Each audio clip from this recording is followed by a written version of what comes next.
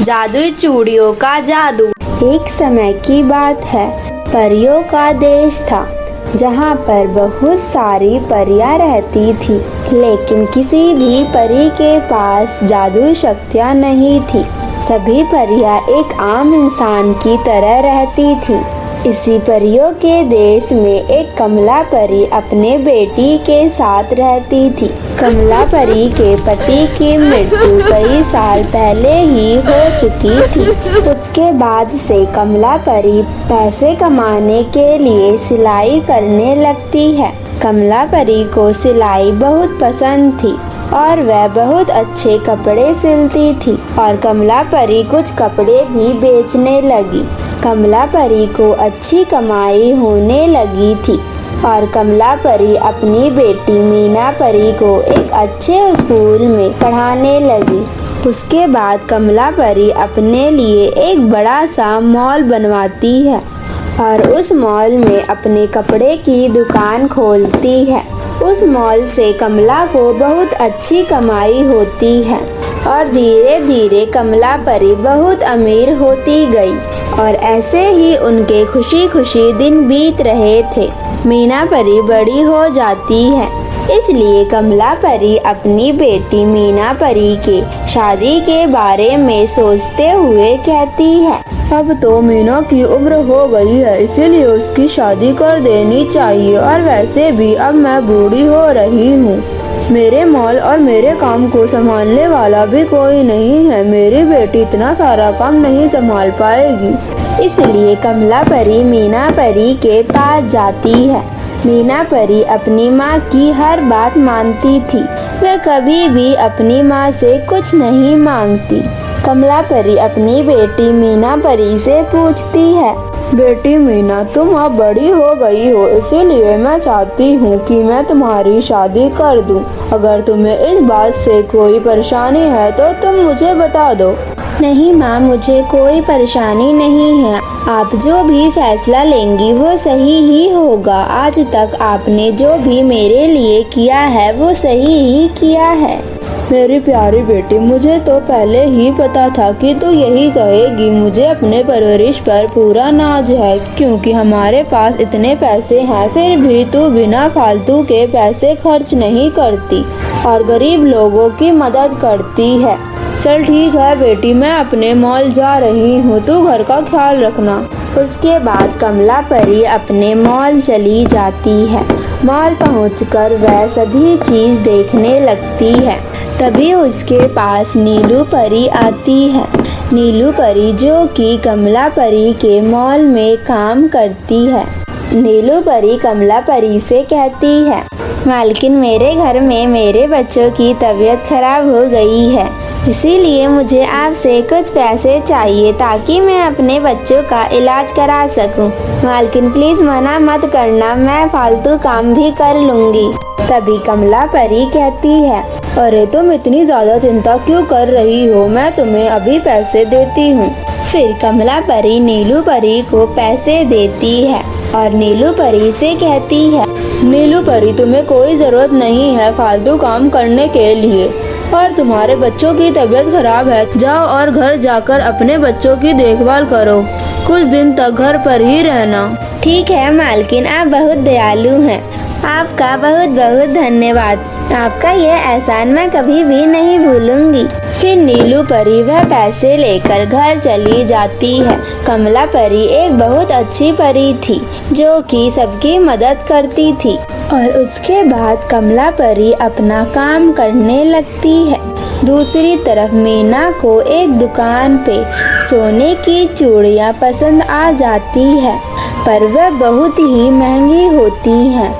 मीना परी इतना महंगा सामान कभी भी अपनी माँ से बिना पूछे नहीं लेती थी, इसलिए वह चूड़ी वह नहीं लेती है और वह घर आ जाती है। शाम होते ही कमला परी भी अपने घर आती है। माँ, मैंने एक दुकान पर सोने की चूड़ियाँ देखी, मुझे वह चूड़ियाँ बहुत पसंद आई, क्या आप मुझे वह चूड़ियाँ दिलाएंगी? तब कमला परी कहती है, हाँ क्यों नहीं, मैं तुझे वह सोने की चूड़ियाँ जरूर दिलाऊंगी। तूने मुझसे पहली बार तो कुछ मांगा है। तभी कमला परी को एक फोन आता है, जिसे सुनकर वह हैरान हो जाती है। कमला परी को हैरान देखकर मीना परी पूछती है, माँ क्या हुआ, आप इतनी परेशान क्यों हो गई? तभी कमला परी अपनी बेटी को बताती है, बेटी हमारे मॉल में आग लग गई है और वहाँ पर सब कुछ जल के राख हो चुका है और हम लोग सड़क पर आ चुके हैं। उसके बाद कमला परी और मीना परी अपने मॉल को देखने जाती हैं और वहां पहुंचकर वह देखती हैं कि उनका मॉल एक राख में बदल चुका है, जिसे देखकर कमला परी और मीना परी को बहुत दुख होता है और वह अपने घर आ जाती हैं और वह धीरे धीरे गरीब होने लगते हैं। उनके पास जो भी पैसे थे वह खर्च होने लगते हैं और वह पहले की तरह हो जाते हैं। और एक दिन कमला परी को मीना परी की बात याद आती है और वह सोचते हुए कहती है, मेरी बेटी ने पहली बार मुझसे कुछ मांगा था और वो भी मैं नहीं दिला पाई, लेकिन मैं उसे जरूर दिलाऊंगी। क्यों ना मैं अपने सोने के गहने को बेचकर वह चूड़ियाँ लेकर आ जाऊं, उतने में शायद वह आ जाएंगी। फिर कमला परी अपने सोने के गहनों को लेकर उस दुकान पर जाती है और अपने गहनों को बेचकर वह सोने की चूड़ियों को ले लेती है। उन्हें लेकर वह अपने घर आती है और मीना परी को दिखाती है।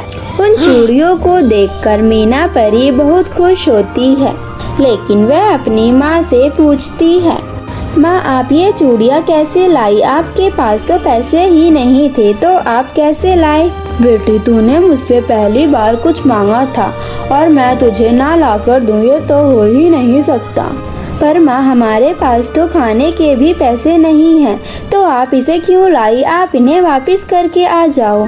बेटी अब मैं इन्हें लेकर आ गई हूँ, अब मैं इन्हें वापस नहीं करूँगी, तू इन्हें पहन ले। उसके बाद कमला परी यह कहकर वहाँ से चली जाती है। मीना परी वह चूड़ियाँ अपने बिस्तर पर रख कर काम करने चली जाती है। उसके बाद जब वह अपने कमरे में आती है तो वह देखती है वह चूड़ियाँ वहाँ पर नहीं है, बल्कि वह हवा में तैर रही होती हैं। मीना परी यह देखकर डर जाती है। तब वह चूड़ी बोलती है, तुम मुझसे डरो मत, मैं एक जादुई चूड़ी हूँ। मुझे और मेरे और साथी चूड़ियों को एक चोर ने चुरा कर हमें बेच दिया था। तब से हम उस दुकान में कैद थे। आज तुम्हारी माँ ने मुझे खरीद कर मुझे आज़ाद कर दिया है। अब तुम मुझे और मेरे बाकी साथियों को आज़ाद कराने दो। उसके बाद तुम्हें जो चाहिए होगा मैं तुम्हें दूंगी। तभी मीना परी बोली, मुझे कुछ नहीं चाहिए। तभी चूड़ी बोली, पर मैं तुम्हें कुछ देना चाहती हूँ। ऐसा कहकर जादुई चूड़ी ने वहाँ अपने जादू से सोने की बहुत सारी चूड़ियाँ ला दी और वह जादू चूड़ी वहाँ से चली गई। मीना परी बहुत खुश थी कि अब वह वापस से सब पहले जैसा कर सकती थी।